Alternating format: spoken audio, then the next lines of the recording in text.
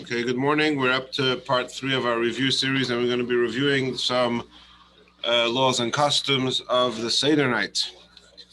Couple of things before we get to the actual Seder night, a couple of things which maybe I should have mentioned last week, just to touch up. I may have forgotten. So the minhag is that on the Seder night we don't have any meat roasted, because we want to stay far away from anything that can resemble having a carbon Pesach. Now, even though carbon Pesach has to be a lamb, but we refrain from anything roasted that has to be shechted. So you could have roasted fish, but no roasted chicken, for example. Even though obviously chicken is not meat and can't be eaten in poultry. What are we going to do with our brisket? And not only do we refrain from roasting it, but we refrain from what's called tzli kedar, which means that you don't cook it plain. Often you can prepare chicken or even meat with no water added. Just you let it on a low flame and you let it sort of cook in its own juice. We don't do that. We make sure to add at least some water to the mix. Make sure to have a haircut before Yom Tov. That's just an important thing. It's important to go for men. It's important to go to mikveh before the Shalosh Regalim, before Yom Tov. If you can go on Shabbos, that's certainly preferable. If not, then go on Friday. That's more important than a regular Shabbos. There's a mitzvah to be pure, to be tahir on Yom Tov. Another thing which I forgot to mention last week was that we spoke about not having sharp, hot chametz, and according to some customs, hot anything for 24 hours before you, quote, kosher your fillings or whatever other implants you have in your mouth. The same applies to anything sharp. So actually in other years it's more relevant than this year's, because usually within that 24-hour span, if you're a bechor, you're going to be participating in a siyum where somebody might give you some whiskey, which is chametz. So no whiskey. This year it's not such a big deal because you could have the fast is on Thursday morning, and you don't do it until any time before Shabbos, so that doesn't overlap.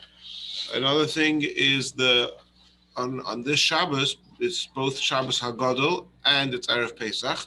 So after Mincha, we have to recite the Haggadah like we do every year on Shabbos Haggadah. We say the section of the Haggadah that's printed in the Seder. And we also say the carbon Pesach, which we discussed a few weeks ago. Now, initially the order of events is Mincha, then the Haggadah, and then say the carbon Pesach. But it's really important, like we mentioned last time, to finish say the carbon Pesach before Shkia, so before sunset. So if time's running out for sunset, say the carbon Pesach first, and then afterwards resume reciting of the Haggadah. Another important thing is matzah on Erev Pesach. We know that the Chabad custom is not to eat matzah at all from Purim, but halachically, it's forbidden to have any matzah on Erev Pesach. But also Erev Pesach is a long day where there isn't so much food around. So what do you do with kids? So the truth is that until the time for the eating chametz, which is it 10:45 or 10:55 or something like that, there's no reason not to have kosher Pesach snacks that are kitnias. So you wouldn't give the kids rice cakes and bamba on Pesach, but there's no reason not to have them in the house, and then on Shabbos morning and even on Friday afternoon, you can give them that. Once it's the time, so then you should only give your kids things that are kosher Pesach. So, and the Chabad custom is that even kitnias and gebroks we don't give to children. But so what about giving them matzah? Can you give your child matzah on Erev Pesach? So it depends if the child is old enough to understand what's going on at the Seder. If the child is old enough to understand the Sipur Yetzias Mitzrayim, the story of the Exodus, so then you should not give him matzah on Erev Pesach. But a younger child, and I don't know if the age is 2 or 3, but certainly a child under the age of 2 or 3, can give them matzah on Erev Pesach without any limitations. I'm going to mute everybody over here, but feel free to unmute yourself if you would like to ask a question. Okay. What if it's like an early kid Seder? Like you give them 4 cups, you don't want to wait until 9 o'clock. So you can't, if it's kids that are old enough. Okay, so there's many halachas that we do in order because we want the kids to be up for the Seder. So we make sure they sleep and we make sure to go home straight after Ma'ariv and as much as possible to prepare all the things for the Seder before Shabbos, etc. So, 9 o'clock. what? A lot of places it would be about 9 o'clock. Yeah, so you can put your kids to, that's the mitzvah. The mitzvah is once the kids are geared, once they're able to understand something about Sipping Yitzhak Mitzrayim, you're supposed to do everything you can to make sure they stay up for it. So you put them to sleep on Shabbos afternoon from 5 to 8. And then they get up at 8 o'clock and start the night. And yeah, that's the mitzvah of Sipping Yitzhak Mitzrayim. What? So we spoke about that last week. We said it's not to Lamaisa to say that you're going to sleep in order to stay up for the Seder. If possible to avoid it, you should, but it's not because going to sleep for the Seder, doing a Seder is something which is permissible. You can't say I'm going to sleep so I should have koyach to drive tonight because driving is something you're not allowed to do on Shabbos. But to say I'm going to sleep to have koyach to stay up for the Seder, we avoid it. But if that's what's necessary to get your kids to sleep, then that's okay. It's certainly better than 4 cups of wine they can have whenever they want. But you shouldn't. Once a kid is able to understand the notion of Sipping Yitzhak Mitzrayim, then the Isser of Eichel Matzah B'Erev Pesach Kebel Arasasi B'Beis Chamiv applies to children as well. Okay.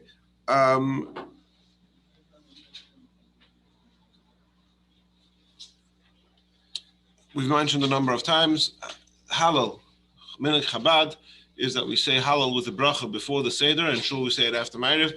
That is obligatory for women as well. So it's sometimes tough, especially this year where there's a rush after Shabbos goes out to prepare everything for the Seder. But women should say Hallel with the bracha. It doesn't need to take more than a few minutes, but they should say Hallel with the bracha before the Seder on both nights of Pesach. Okay, in Shulchan Aruch it's mentioned to put beautiful utensils on the table. I haven't seen that that is practiced in actuality that people do that. So that's not people put if you want to put jewelry or things on the table, as long as everything is clean and properly kosher for Pesach. Okay, one of the mitzvahs of the Seder night is to recline. This mitzvah in practice is only done by men. If women want to do it, they may do it, but the obligation to recline is for men. Now, even though all the mitzvahs of the Seder night apply equally to men as they do to women as they do to men, but reclining is an exception. The exact mechanics of why it's an exception is beyond the scope of right now. But just a couple things to note about Haseba. The reason why there's a mitzvah to recline is because it's a mitzvah to do everything we do on that night in a mode of experiencing the freedom. And so because in days of yore, the aristocracy would eat in such a way of reclining, so that's why we do it. So first of all, important to note that there's no mitzvah to lean. If you go like this, you have not fulfilled the obligation of reclining. The mitzvah is to lean onto something. Ideally, you have an armchair or another chair next to you. Ideally, you should have a pillow. It's brought in Shulchan Aruch to have pillow. We mentioned yesterday the Rebbe would have a chair next to him with 2 pillows on it and lean all the way, sort of almost lying down flat onto those pillows. But you must lean onto something, and I believe the Gemara, it says that if you have nothing to lean onto, then at the very least lean onto the person sitting next to you. So make sure you have something to lean onto. That's as far as men are concerned. As far as women are concerned, even though they are not obligated to recline, they are obligated to eat the matzah and the 4 cups of wine in a way of derech cherus, which mean again in the way of aristocracy. So even though they don't recline, but they must be sitting down. You can't, if there's a baby crying and you need to rock the stroller or whatever it is, then take a break, go and do it while you're doing the mitzvah of eating the matzah and the kerech and the 4 cups of wine. She should be sitting down. Okay, let's go through some of the things on the Seder plate. So first of all, you have the zroya. Now the zroya, so we need to have, the halacha is that you need to have 2 cooked items on the Seder plate corresponding to the Korban Pesach and the Korban Chagiga, two korbanos. The main one was the Korban Pesach, that's the obligation to bring every year, and the Korban Chagiga, which was additional sacrifice. In practice, our minhag is to fulfill that obligation by having a piece of meat for the zroya, which we call the zroya, and the Chabad custom is to have a roasted chicken bone. And for the Chagiga, we have an egg, and it's brought because Beitza we call Beya, which is the same root as that Aramaic word to want, that we want Hashem to redeem us, or that Hashem wants to redeem us, or something along those lines. Now, a few things to take note of. The neck has to be, even though you're allowed to cook on Yom Tov. 1 second. So we're very careful, like I mentioned before, not to eat anything roasted on Pesach, on the Seder night. So that's why the neck has to be roasted before Yom Tov, because even though you're allowed to cook on Yom Tov, you're only allowed to cook something which you're going to eat on that day. So if you're going to, let's say, roast something or cook something on Saturday night, you have to eat it either on Saturday night or on Sunday before sundown. That's called that day. Now, because we're careful not to eat the zrayas, because we don't want to eat anything roasted and we don't want to eat anything that might look like we're eating the Korban Pesach. So what you need to do is roast the neck before Yom Tov, before Pesach. If you forgot to do it, so then you have two options. Either you could roast the neck on Saturday night, and you can't eat it on Saturday night, but make sure that you eat it on Sunday. Because on Sunday by day you're allowed to eat it, and you must eat it because you're only allowed to cook something that you're going to eat. Alternatively, just take any cooked piece of meat, a piece of chicken, a piece of meat, anything cooked, not roasted, and use that as your zraya. That's also fine. And then and then you don't need to eat it unless you cooked it on the day. If you cook it on the day, you have to eat it. Now, in further being careful about not having anything appear to be like the Korban Pesach, we remove almost all the meat from the bone that we roast, but we don't remove all the meat, because if you remove all the meat, then that's not a cooked item, that's a bone. You need to have cooked meat. So we take the chicken neck, we roast it, and we remove most of the meat from it, but not all of the meat. For the egg, so first of all, we're careful not to eat eggs that have been left without a shell overnight. So even though you're going to cook all your eggs hopefully before Shabbos, you don't actually remove the shell until the Seder night. Some people remove the shell before they put it onto the plate. The Rabbi would leave it with the shell on the plate and only remove the shell when it was time to eat it. But either way, don't remove the shell before Shabbos. Some places, I haven't seen that in America, but I have seen it in Europe, and maybe it's in some cities in America also, you have lettering on the shells.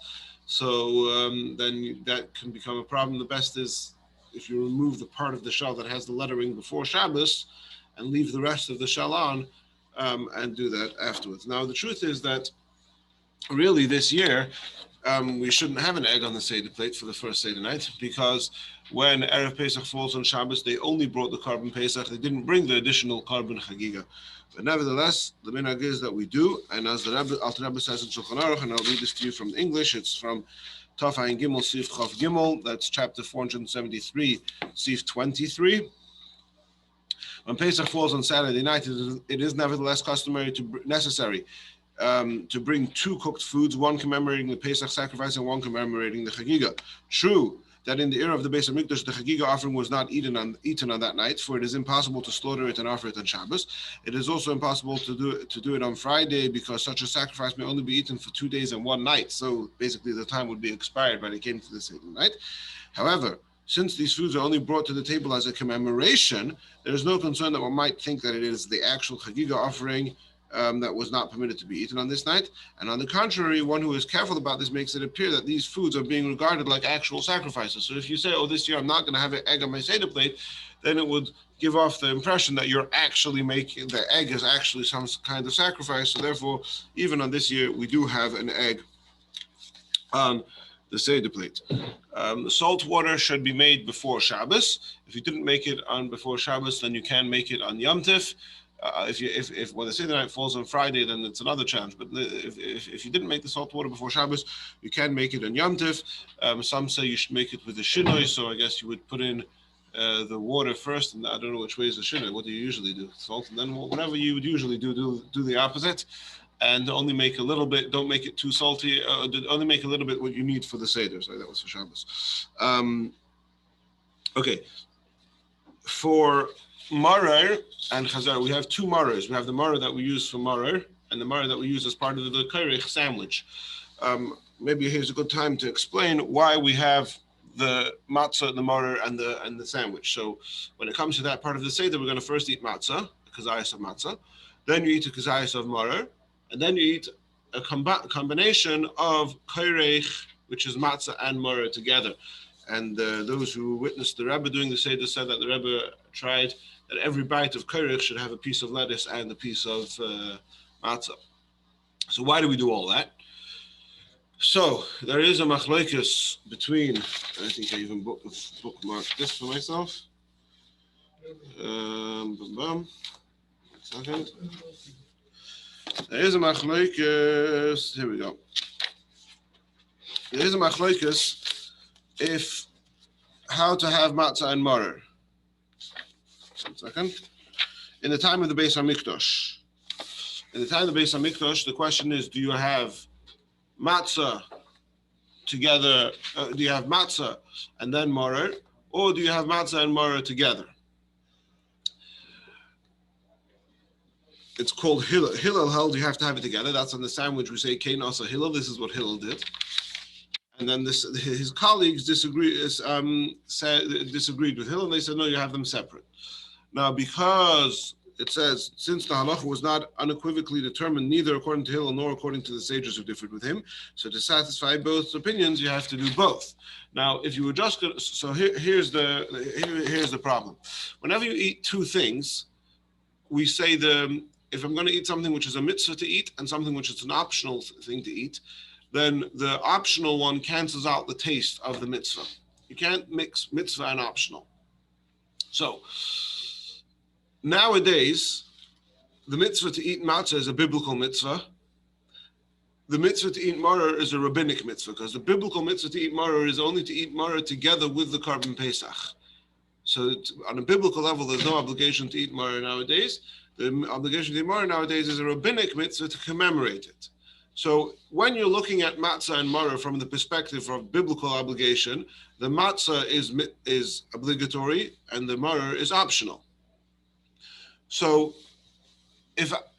according to everyone nowadays, you have to eat matzah first plain, because if you eat matzah mixed with maror nowadays, then the maror cancels out the taste of the matzah. The maror is relative to the matzah optional. The maror cancels out the taste of the matzah. Okay, then you've had your matzah. So now what are you going to do? You have to have maror. How do you have maror? Do you have it plain, or do you have it mixed with matzah? Now, according to Hillel, the mitzvah of maror, why do we have maror nowadays? To commemorate how we did it then. How did we do it then? Mixed with a matzah. So you have to have maror mixed with matzah. According to the sages who disagree with Hillel, there's no obligation to have matzah with the maror anymore. So now your maror is obligatory and your matzah is optional. So if you have just matzah and then the sandwich, you've done the obligation according to Hillel, but you haven't done the obligation according to the sages. So therefore, in order to fulfill the obligation according to everyone, we first have matzah, then we have maror, and then we have the mixture of both. So that's why we need to do all of that. Now, just to clarify, yes. The maror, is that the one with the apples and the cinnamon in it? No, that's charosis. Maror is, we're going to get to charosis. Maror is the lettuce. Now, it's customary to use lettuce and chrein, lettuce and horseradish. However, the primary mitzvah is to have the lettuce. You should have a kazayas of lettuce. Now, we're going to talk a little bit about how much a kazayas is.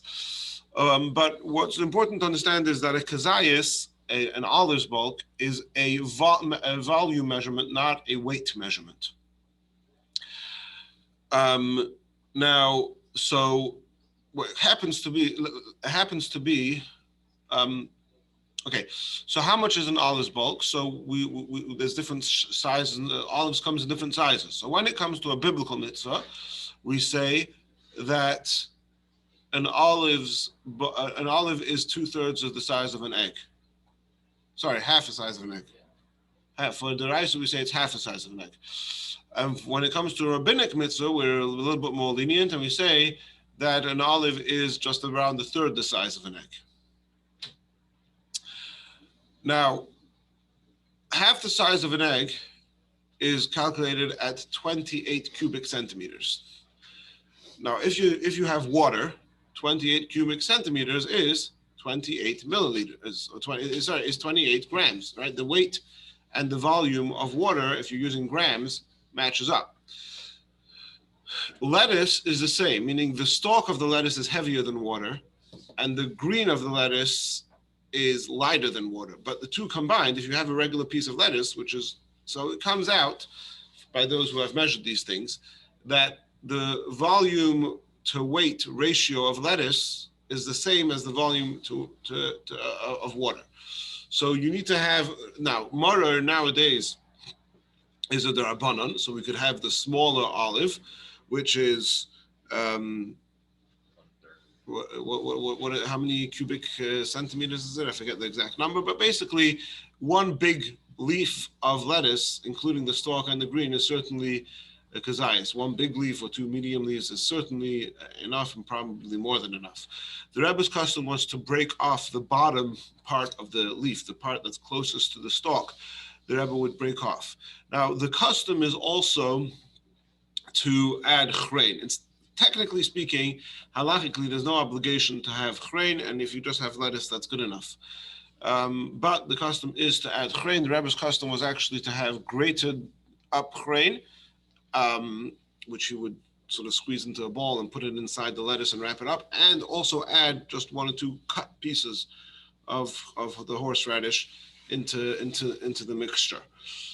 Now, those who describe the Rebbe Seder describe how the Rebbe used to cough and cry, and it was very intense. However, it's also, on the flip side, it's also mentioned, it's also brought down that if the maror is so sharp that you can't, that it's not edible, then you don't fulfill the obligation, because the mitzvah is to eat maror, not to choke maror, right?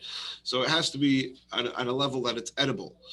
The Rebbe was not careful. The Rebbe did not keep the maror in a closed jar to retain its strength. The Rebbe's maror was left in an open jar.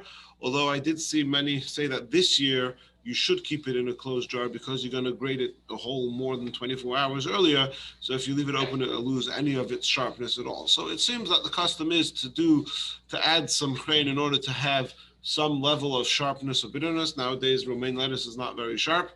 In fact, sometimes it's even a little bit sweet. The Rebbe had grated and added a piece or two. One piece is huge. What? One piece of lettuce is pretty large. That's an olive side now. If you, well, it's very thin. Also, if you put it into the base of it, I mean, if you go over the base, it's already fills up like a shot glass easily. I remember I haven't read these this year, but I remember you could go and do the measurements. Go and take a leaf of lettuce, you could weigh it, and then you have maybe half a leaf is enough. But I'm not telling you to go and stuff like 5 or 10. Have a little bit extra just to make sure, but no major thing. Okay.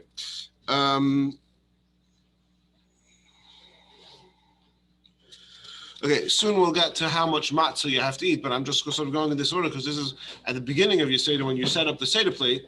So how much maror are you putting? So you take a big leaf of lettuce, put some chrein on the inside, wrap it up, put it on the middle. That's certainly good. Now the charoisas. So there's a number of, so first, you know what we'll do is first I'll read to you the description in Shulchan Aruch and Alter Rebbe Shulchan Aruch of what charoisas has to look like, and then I'll tell you what in fact the practice is. The charoisas must be thick because it commemorates the mortar with which our ancestors were compelled to work. This is from Tov Ayin Gimel, that's chapter 473, Sif Lamed Beis 32. Afterwards, it must be softened with liquid in remembrance of the blood. Charoisas should be softened with a red liquid like vinegar or red wine.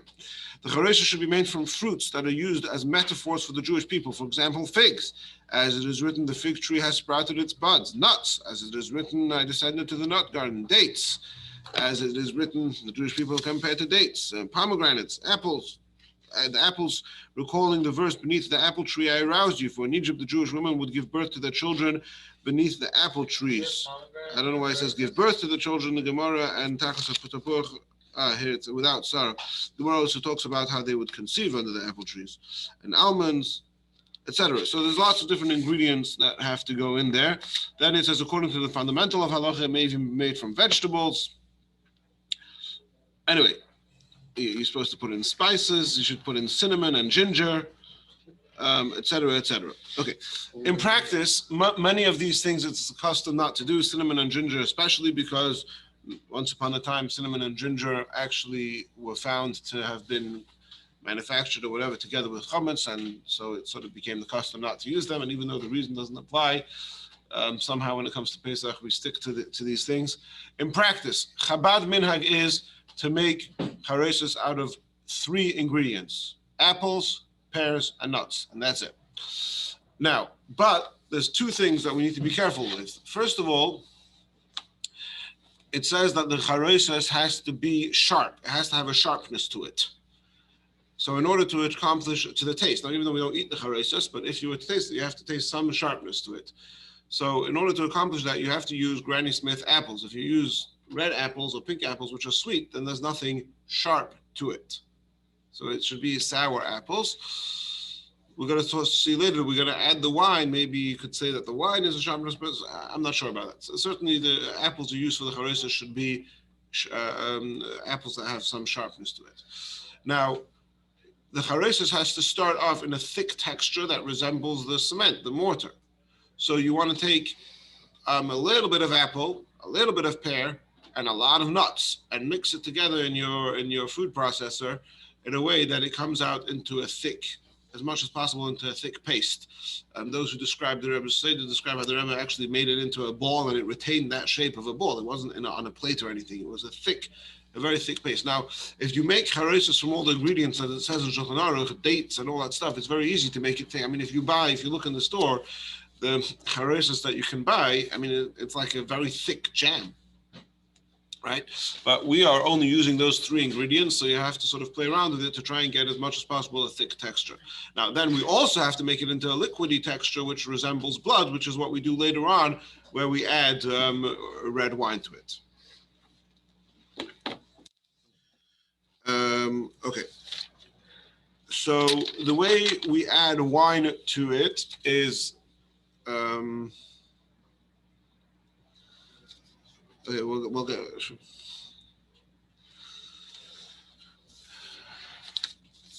Let's try and go more in order. So we're talking here about all the things that go on the Seder plate to set it up. So there's no wine in the charesis yet, right? Now karpas. Karpas has to be a vegetable. Later, the Chabad custom ideally is to use an onion, a raw onion.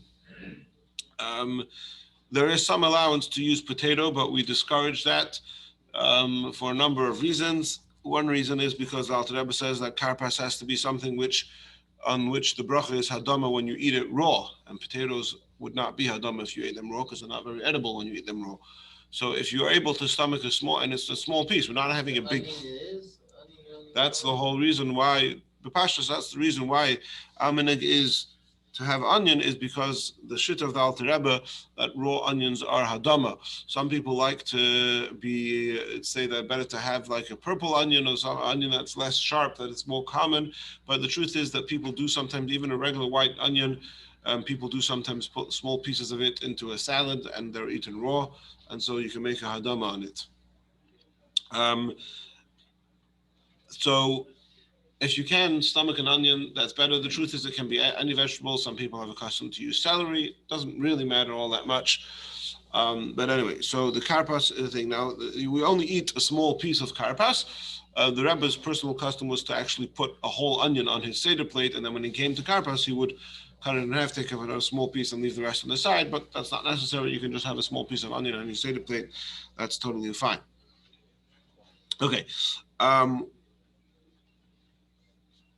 Starting the actual Seder, so the first thing is Kiddush. We mentioned in the past that the custom is usually for everyone to say all the words of the Kiddush together. Everyone holds the cup and says it together. But if some people at the table are not fluent in Hebrew, then it's best if one person who is fluent in Hebrew says it loud and everybody else does not say the words and just holds the cup and listens to that person saying it. We mentioned last week the women who have lit candles and already said Shehecheyanu when they lit the candles should not say Shehecheyanu again during Kiddush. We mentioned last week when you say Shehecheyanu, you should have in mind Shehecheyanu also pertains to the mitzvah that I did 48 hours ago, namely searching for chametz and burning the chametz. The women, even though they don't say Shehecheyanu, if they've already said Shehecheyanu when they lit candles, they may say Amen on the husband's or on the man's Shehecheyanu. That Amen is not considered an interruption. and yes, with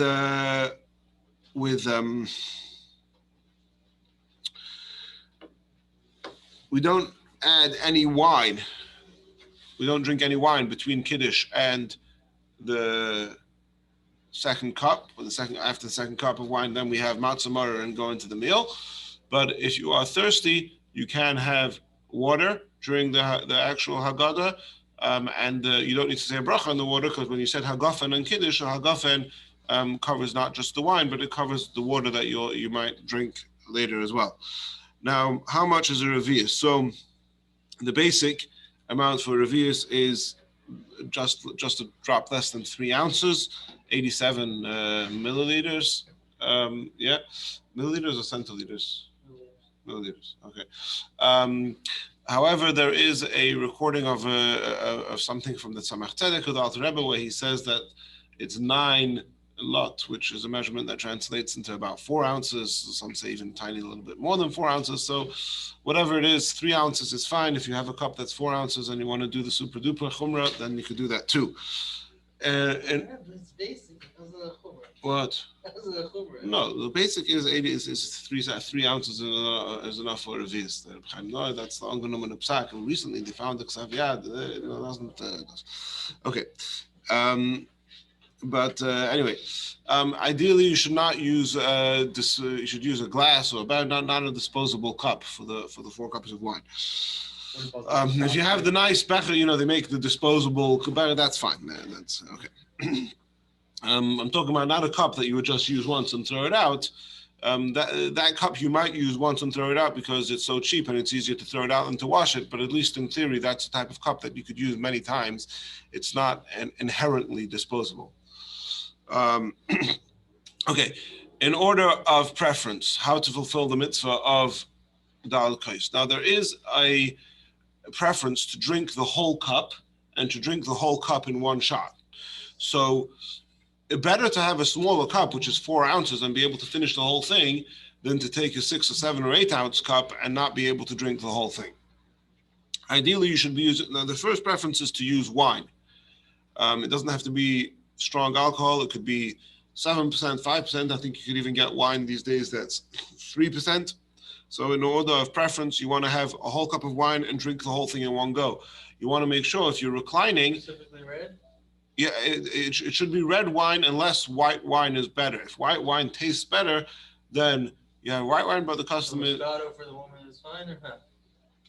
Yes, if the white Moscato has to be white. No, Moscato. You could get red Moscato. Joy can have red, but if they have, that's certainly if that's what they're going to drink, and the other option is grape juice, then that's certainly better. Can you mix grape juice? Yeah, we'll get to that in a moment. So also you want to be careful. Then you want to drink the whole cup while you're reclining. So get into reclining, put the cup on the table, get into reclining position, and then start drinking. You don't want to start taking the first sip before you're reclining to get down without spilling it.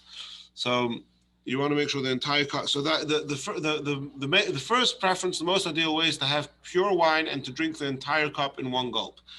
Next is to have only wine and to drink the entire cup, but not in one gulp. You take as much as you can, stop and drink again.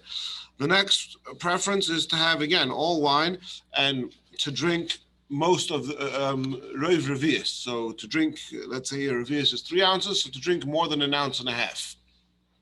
And even if you don't finish the cup, that's fine. The next level 4, is to have just over 1.5 ounces and having to split that into multiple gulps, but all within the time frame that it takes to drink a Revius. So not a gulp and then wait, but as fast as you can. And then if all of those options are not doable because you're very sensitive to wine, so then you could do it all with grape juice, with the exception of the last cup, which the last cup of wine, you have to drink the whole cup, because the last cup of wine, you have to say a bracha achrona, an after blessing. And if you're going to start drinking only half of the cup or part of the cup, there's going to be many sfeikus as to whether or not you are obligated to say an after blessing. So even if with the first 3 cups, you're only going to drink Rov Revius, let's say 1.5 ounces or 2 ounces, when it comes to the last cup, you should finish the whole the whole cup. Now, of course, if you can't do only wine, then and mixing wine and grape juice is better than having just grape juice because you have introduced some alcohol content, which is part of the experience of freedom. Yeah, is the cup supposed to be overflowing? The Chabad, halachically it doesn't have to be, as long as it's full, but the Chabad custom is to overflow the cup. Okay. After Kiddush, we wash our hands. We wash our hands because before you have anything wet, you're supposed to wash your hands. This applies year round. It's nothing to do with Pesach. Whenever you have something wet that's not eaten with that's not the norm to eat with the cutlery, you have to wash. So if you have grapes and you wash them, or have an apple and you wash them, or if you dip your crackers in, your pickle juice, then you should be washing. That's year round. We're more strict about it on the Seder night, but intrinsically it's a year-round halacha.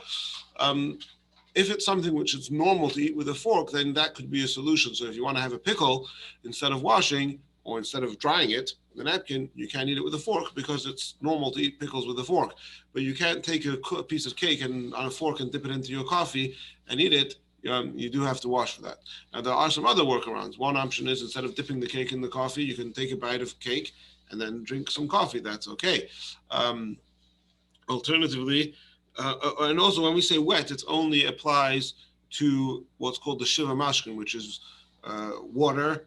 We're not going to say all of them, but the common ones are water, wine, and olive oil would count. But for example, if you're having crackers and herring, you don't need to wash because the vegetable oil that's in the herring is not considered liquid as far as these halachas are concerned. But anyway, you wash as if you were washing for Hamaitzi three times in this hand, 3 times in that hand, but you don't say a bracha.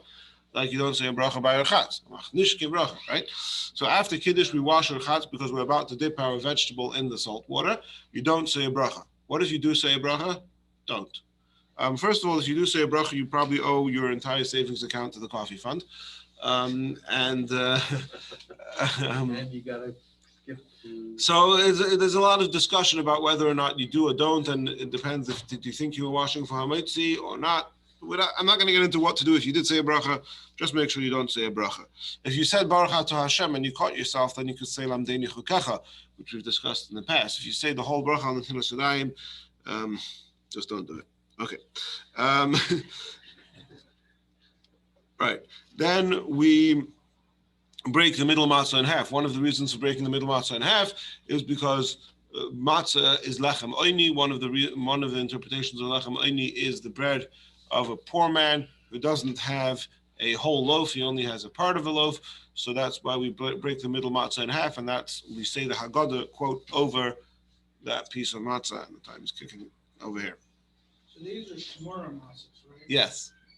Very important to have handmade shmura matzah for the Seder. You're supposed to make sure that they're not broken already. Yes. So when you start off, the matzah should be complete. It's a good idea before Pesach to go through all your boxes of matzah and separate them so you have your boxes of what we call shleimus, and those are the ones that you'll use for the Seder and for all the meals on Pesach when you need lechem mishnah.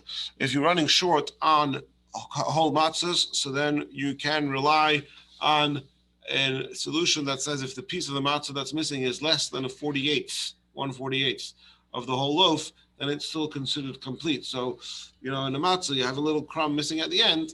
Ideally, you try to look for ones that are actually complete. But if your matzahs are all broken up, then that's fine. So you break the middle matzah in half, and then we're going to recite that. And then you put away the bigger half for the afikoman. The Rabbi often quoted the Arizal that the Haggadah is to be recited b'kol ram, in a loud voice of a simcha gedola and with great rejoicing. Okay, then we ask questions, Manishtana, because the mitzvah of recounting the Exodus is to be done by way of question and answer. So we ask the Manishtana. The custom is that a child should ask the Manishtana, but really, also everybody should also say the Manishtana, even quietly. Okay, very important in order to fulfill the mitzvah of recounting the Exodus, you have to understand the Haggadah. Now, there's lots of divrei Torah and lots of insights and inspirational thoughts that people will be sharing at whatever Seder you're at, but in the very basic level. In order to fulfill the obligation of the Seder, you need to understand the simple translation of the words that you're saying. And we're not going to have time to go through now which sections of the Haggadah are indispensable to fulfilling the obligation, but it is the vast majority of it. The vast majority of the Haggadah is important it's necessary to understand. Now, also, I should note that just so you give some, in the past we went through this with a slideshow and showed how everything matches up, but I'll just say this briefly.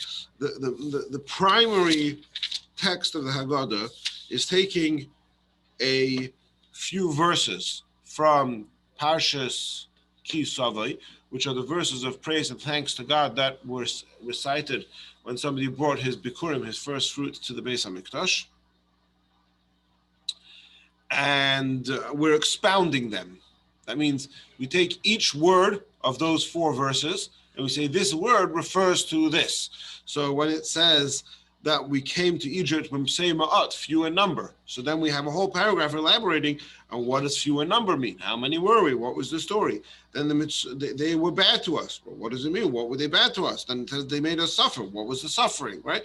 We go through every single word. So again, you all have you have your Hebrew Haggadahs, your English Haggadahs, but it's important to take the time, in addition to sharing inspirational and meaningful Divrei Torah, which can be done later on during the meal. But while you're reciting the Haggadah, to understand what you're saying is indispensable for successful fulfillment of the mitzvahs. Okay, here we go. Here I have the measurements of the kazayas. So we're assuming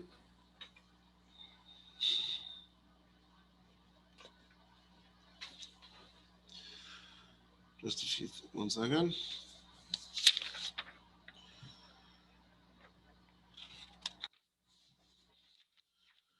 Okay, so I mentioned before about how much is a kazayas, whether it's a half of an egg or a third of an egg. In cubic centimeters, that translates into a half of an egg being 27, 28 cubic centimeters, and a third of an egg being about 17 or 18 cubic centimeters. Now, how does that look when it translates into matzah? Now, it's very difficult to tell you, have a half of matzah, a third of a matzah, a quarter of a matzah. The reason is because every matzah is different. Some are thicker and some are thinner. And you'll know some matzahs have 6 or 7 matzahs to a pound, and some companies have 10, 11 matzahs to a pound, and some have anywhere in between. So I can't tell you how much of a matzah. So what you can do is, there's a few things you can do. One thing you can do is just have a lot of matzah. Some people like eating a lot of matzah. That's totally fine. But if you're somebody who doesn't like having so much matzah and finds it a struggle, then it might be a good idea to get a scale and weigh before Pesach, to weigh how much your matzah is, and you'll be able to figure it out. Now, to translate 27, okay, so let's break this down. Bob, would you pass the tissues, please? Let's see, you're throwing scales. Perfect. Okay. So we said before that if you have if the Torah is requiring you to have a kazayas, we're going to assume it's 27 or 28. Let's say 28 cubic centimeters. And if it's Rabbanon, we're going to assume it's 18 cubic centimeters. Let's use those numbers. Now, during the night of the Seder, you're going to have a minimum of 3 olive bowls, 3 kazesim of matzah. 1 at your first matzah opportunity, when you do the mitzvah matzah, another kazayas when you do kairich, the sandwich, and another kazayas when you do the afikoima. At the very end of the Seder, you have the afikoima. That's 3. Ideally, though, it should be 5. Why 5? Well, the first kazayas of matzah, at least for those men who have their own Seder plate, should be 2, because there is a dispute as to whether you should take that kazayas of matzah from the top matzah or the middle matzah. So we do both. You take a kazayas from the middle matzah and a kazayas from the top matzah, if possible. So that's going to be 2. That only applies if you have your own Seder plate. If you don't have your own Seder plate, and by the way, I don't think I mentioned this, the way we do the Seder plate according to Chabad is that you have a plate underneath, then the matzahs on top, and the 6 things that go directly on top of the matzah, obviously with a napkin or a bag or something in between, but the plate is underneath the matzahs, not on top of the matzahs, underneath the 6 things. Right, so plate goes on the bottom, then the 3 matzahs on top with dividing them with napkins or with a matzah cover, whatever you have, and then on top of that goes the 6. All the men have that. So the Chabad custom is that every man over bar mitzvah has their own one. It's not necessary, strictly speaking, only one person at the Seder has to. But the Chabad custom is that all men over bar mitzvah have their own one. So that's already, we pre-make that. You prepare all the ingredients, but it's set up at the Seder. Before you start the Seder, you stand and you put the 6 things on. You put in the matzah, and then you. Okay if you have 3 matzahs, and then you have a bunch of bowls with everything in it. No, the matzahs also you have a box of all the shleimas, and then you start off yelich. We go from bottom to top. First you put in the Yisrael, the bottom matzah, then the middle matzah, then the top matzah, and then you put. So that should be done sort of at night before you start the Seder. But you could prepare a whole bowl of charesis, and everybody will take a little bit and put it onto his Seder plate, etc. For the women, Expect that to delay your Seder of a half hour. Yes. Okay, but should the women take from the men's Seder plate, or do they take? So it depends on your ratio of how many men and women you have, but and depends on how much you put on your Seder plate. But the women also have to have a kazayas and have to have the same measurement. So if you have enough spare on your Seder plate, you can give them. And otherwise, they just take from the box. When it comes to the first kazayas of matzah, when you're doing the first matzah eating, you should give your wife or the women at your Seder at least a little bit of matzah that was in front of you, so matzah over which you recited the Haggadah. And then if that's less than a kazayas, they can compensate to make it a kazayas by taking some more matzah from the box. And the same is for the afikoman, that you're going to have your bigger half of the yachats, which you then broke into 5 for the afikoman. You're going to give a little piece of that to your wife, and she's going to add more matzah from the box to make sure she has the kazayas. Now for the sorry. Yeah. Okay, so for the first kazayas of matzah, for those who have their own Seder plate, ideally should be having 2 kazesim, one from the top. Kazesim is the plural of kazayas. Should be having 2 kazesim, one from the top matzah, one from the middle matzah. If you don't have your own Seder plate, 1 kazayas is enough. For kairech, everybody only uses 1 kazayas for the sandwich. For the afikoman, ideally, everybody, even those who don't have their own Seder plate, ideally should be having 2 kazesim. One to commemorate the Korban Pesach, because we don't have a Korban Pesach, so we eat a kazayas of matzah to commemorate that, and another kazayas to commemorate the matzah that was eaten with the Korban Pesach. That's like the joke of the guy who was stuck on the desert islands Friday night, and all he had was a bottle of vodka. So for every dish, he took a shot, and for the challah, and for the salad, and for the dip, and for the fish, and for the chrein, and for the chicken soup, and the croutons, and the meat, and the kugel, and the dessert. Anyway, and then when he finished his whole meal, he says, "Oh, I forgot to say l'chaim between the fish and the meat."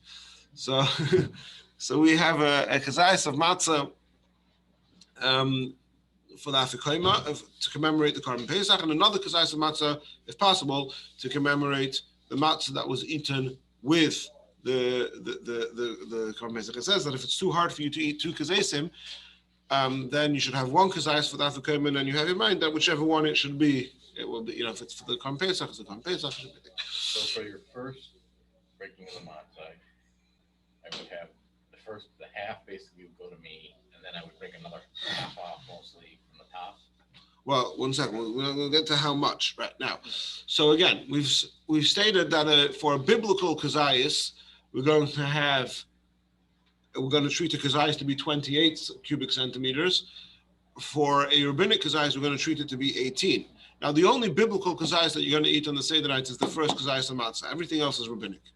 Now, even the first kazayas of matzah, there's certainly no biblical requirement to have 1 kazayas from the middle one and 1 kazayas from the top. So if let's say it's a woman who's just eating 1 kazayas for the first kazayas, then she has to make sure she's having her 28 cubic centimeters. But if you have your own Seder plate and you're taking a middle matzah and a top matzah to have a kazayas of each, then you only need to have the smaller, this 18 cubic centimeters kazayas of each, because together 18 plus 18 is more than 28. I'm not going to get into exactly how much it is. I'm not going to embarrass my skills, but no, I'm a rabbi. I know my 18 times tables. So,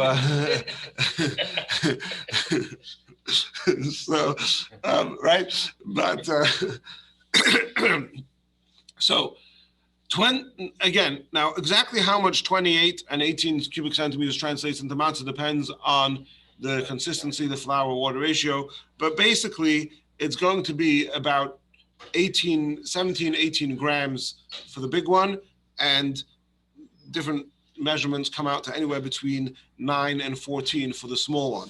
If you want that in ounces, the biggest kazayas you're possibly going to have of matzah is probably going to be a little bit less than 0.6 of an ounce, right? So if anybody ever tells you that you need to eat an ounce of matzah for kazayas, that's not true. Now, where does so in actual thing, for an average matzah, a third of a matzah is usually much more than you need. A quarter of a matzah, or even a sixth of a matzah, again depending on the exact thickness of the matzah, is enough. Now, there is a Chabad custom. There is a custom that many have to have a lot more than that. There's different reasons why there's such a custom. Reb Chaim Noah, basically, who was a very influential Chabad Rav in Yerushalayim in the previous century, who was very influential in determining exactly all the shiurim, etc. He did not have the proper measuring tools to measure exactly the volume versus the weight of matzah. So he said, okay, well, the weight of matzah is certainly not more than the weight of water. So so just like with water, 28 cubic centimeters is 28 grams, which is an ounce. So have an ounce of matzah, and then it's certainly not more than water. So if you have an ounce of matzah, you're for sure good. Now, nowadays it's very easy to measure these things, and nobody claims that an ounce of matzah is a kazayas. An ounce of matzah is most likely almost 3 kazasim. So if you like matzah and you're good at it and you can eat it a lot, and good to eat a lot, and it's probably a good thing. But there's no reason to make yourself suffer, and certainly no reason to make your wife and kids suffer. Nobody should be. If you give your wife a kazayas for the first kazayas of matzah, you give her a third of a matzah, you're already giving her too much. And for the koirech and the afikoiman, you give a quarter of a matzah, you're giving her too much, because those are the rabbinic ones, they're even less. So again, if she likes matzah and she thinks, but the big kazasim are not. Yeah, okay, enough said. Yes. Which eating of the matzah when we eat both the matzahs together, because there's no case. That's the first one where you have the top and the bottom. Okay.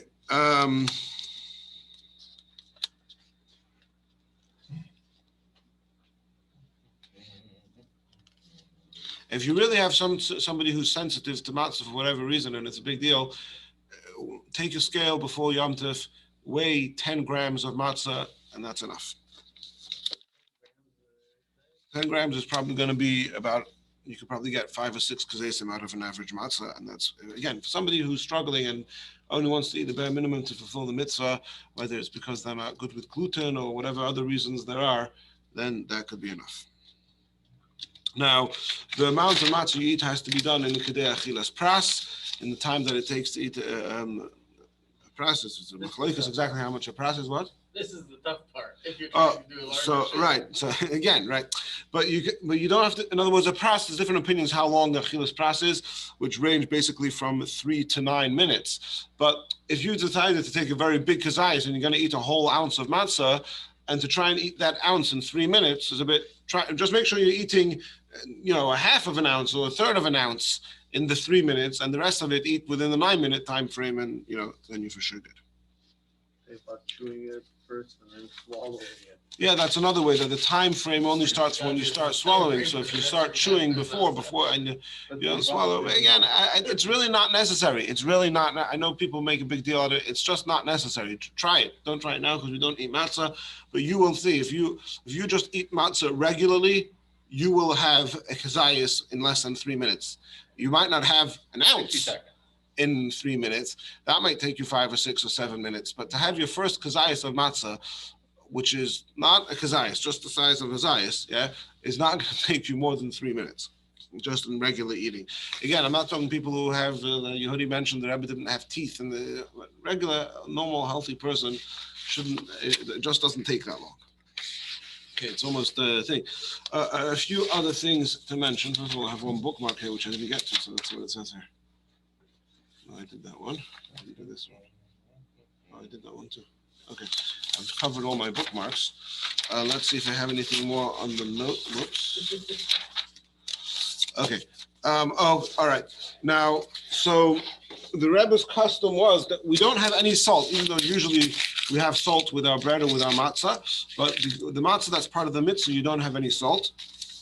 But the Rebbe's personal custom was at the end of the eating of the matzah, meaning after the koirich sandwich, before he ate the egg, which is part of Shulchan Aruch, he took a small piece of matzah and dipped it into salt, which he had there on his kaira. Sorry? Again?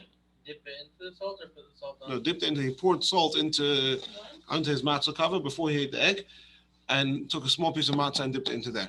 Not only that, don't tell anybody about this, and certainly don't tell people who have OCD about gebroks, but actually during the first part of the meal, during the fish course, the Rebbe would also periodically, not together with, not in the same mouthful as fish, but the Rebbe would eat fish and then have a piece of matzah sort of spread out, which halachically actually makes a lot of sense, because like we spoke about this, about the meal on the chametz, the meal on Shabbos Erev Pesach. But the reason why all the other food is you don't make a bracha on it is because it's tuffle, it's secondary to the bread. If you're saying, oh, we're not doing a bracha, once we start serving food, we don't have any more matzah at all, then that could be questionable. It's okay because you have matzah at the end of the meal, and during the rest of Pesach also, it's probably a good idea to have at least a small piece of matzah at the end of the meal. But I'm just sharing what the Rebbe's custom was. You can do whatever you want. It is perfectly permissible to drink wine during the meal. That means we don't drink wine between the first and second cup, or between the third and the fourth cup, but between the second and the third cup, which is when the meal is, then you could drink as much wine as you want. But it's customary that we don't say l'chaim on that night on any wine, because we don't want to give significance to any wine other than the 4 cups of wine. We want to make sure that it doesn't look like we're adding anything else significant. What else?